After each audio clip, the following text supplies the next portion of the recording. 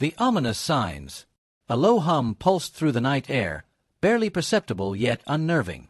Mira Langley sat in her dimly lit apartment, her fingers hovering over the keyboard. The encrypted message on her screen flickered ominously. "The countdown has begun." She exhaled, steadying her nerves. Her career as an investigative journalist had exposed her to corruption, hidden conspiracies, and technological cover-ups, but this felt different. The message came from Dr. Elias Carter, a reclusive astrophysicist whose name had surfaced in classified documents she wasn't supposed to see. He had gone missing 2 days ago, just as whispers of unexplained celestial anomalies spread across the underground science networks. Reports were scattered and conflicting, stars blinking out without supernova remnants, entire constellations shifting ever so slightly. Official agencies dismissed them as observational errors, but Mira knew better. The patterns suggested intent.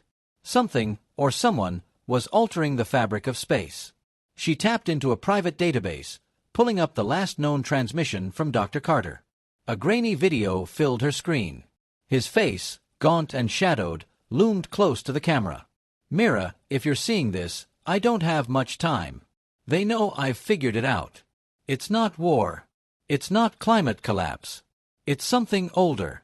Something inevitable." A static burst cut through his voice. He glanced over his shoulder, eyes wide with fear. "It's already begun." The screen went black. A cold dread settled in her chest.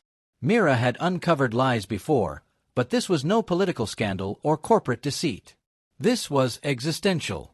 Her thoughts were interrupted by a sharp knock. She froze, every muscle tensing. No one visited her unannounced. She reached for the drawer where she kept her pistol, then hesitated. If someone wanted her dead, they wouldn't knock. She peered through the peephole. Nothing. The hallway was empty. Yet, the sense of being watched pressed down on her. Her phone vibrated. A new message appeared on her encrypted app. "Run." Her heartbeat thundered. She grabbed her laptop and stuffed it into her bag, instincts screaming at her to move. She yanked open the door, scanning the hallway. Still empty. The elevator was too risky. She opted for the stairwell, descending rapidly, her breath tight in her throat.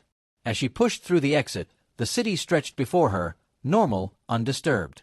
Neon signs flickered, taxis crawled through traffic, pedestrians strolled with casual indifference. The world remained oblivious to the storm brewing beneath its surface. But Mira knew better.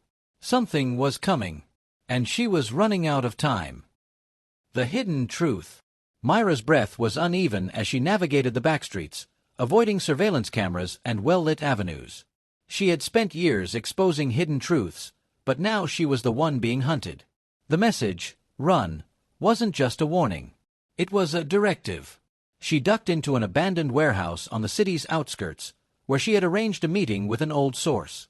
The air smelled of rust and damp concrete. Footsteps echoed from the shadows. "Did anyone follow you?" A low voice emerged from the darkness. A man stepped forward, Victor Hale, a former intelligence analyst turned whistleblower. His face was lean, haunted. "No," Mira said, though she wasn't sure. Victor handed her a data drive. "This is everything Carter was working on. You need to see it." She plugged it into her laptop. Lines of classified reports scrolled across the screen. Project Omega Dawn. Skimming through, her pulse quickened. This wasn't a natural event. The anomalies were being tracked. Governments knew, and they were hiding it. Victor's voice was grim. "They're not just observing it. They're trying to stop it. And failing." A metallic clang echoed through the warehouse. Someone was here. Mira snapped her laptop shut. "We have to go." Victor nodded, but before they could move, a shadow loomed at the entrance. A cold voice rang out. "You should have stayed out of this." The lights cut out. The final hours. Darkness swallowed the warehouse. Mira's breath came in sharp, measured gulps as she reached for Victor's arm. The sound of heavy boots scraped against the concrete floor, calculated, unhurried steps. Whoever was here didn't need to rush. They had already won. A flashlight flickered on, its beams slicing through the blackness. A figure stood at the entrance, silhouetted against the pale glow of the city beyond. His voice was devoid of emotion. "Give me the drive." Mira tightened her grip on it. "Who are you?" The man took a step forward.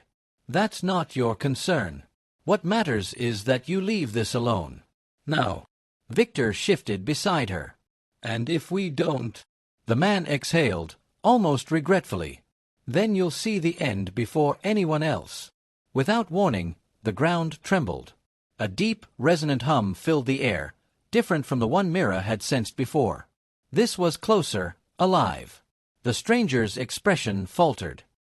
He turned toward the exit, muttering something into a concealed earpiece before vanishing into the night. Victor grabbed Myra's wrist. "We need to move." Outside, the city was no longer the one they knew. The sky had changed. What had once been a blanket of familiar stars was now a gaping void, an abyss that pulsed and shifted like a living thing. Screams echoed from the streets as people stared upward, transfixed. The moon flickered, then disappeared. Myra's mind reeled. "This isn't just a collapse," she whispered. "It's erasure." Victor's face was pale. "We were too late." Above them, the sky shattered like glass. The last choice. The shards of the sky dissolved into nothingness, vanishing as if they had never been. The streets around Mira and Victor were in chaos, people running, screaming, their faces twisted in terror. The city's skyline flickered, its tallest buildings winking out like candle flames. Victor gripped Myra's arm. "We need to find shelter." She shook her head. "There is no shelter. Not from this." A voice crackled from Victor's pocket. He pulled out a small, military-grade radio. "Hail," a voice rasped. "We have an extraction point. Last chance. West Dock. 15 minutes." Mira clenched her fists. They knew this was coming. Victor's expression darkened. They knew, and they were ready to leave everyone else behind. The void above them expanded, tendrils of darkness spiraling downward, swallowing buildings, streets, people. Time was running out. Mira took a breath. "Do we run?" Victor met her gaze. "Or do we fight?" The countdown had reached its final moments. Their choice would decide the end, or the beginning. And then silence fell.